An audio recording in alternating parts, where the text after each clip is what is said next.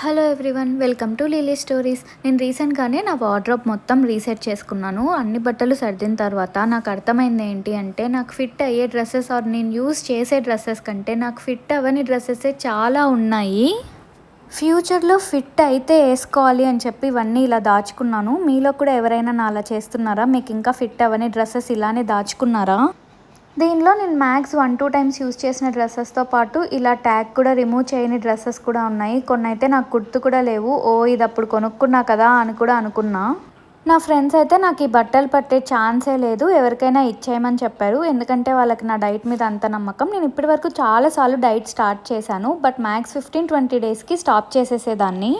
కానీ దీనిలో నా ఫేవరెట్ డ్రెస్సెస్ ఉన్నాయి. నేనైతే ఈసారి చాలా స్ట్రిక్ట్గా ఫ్యాట్ లాస్ అవుదాము అనుకుంటున్నా, until I fit in to my old favourite dresses.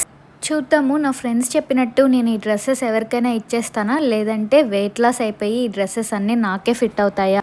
నేను ఏమేం ఫాలో అవుతాను అనేది వీడియోస్లో అయితే డైలీ పోస్ట్ చేస్తాను. ఇంకా ఎవరైనా సబ్స్క్రైబ్ చేసుకోకుంటే ఛానల్కి ప్లీజ్ సబ్స్క్రైబ్ చేసుకోండి.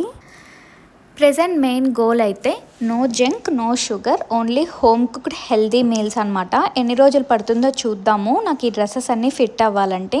See you tomorrow.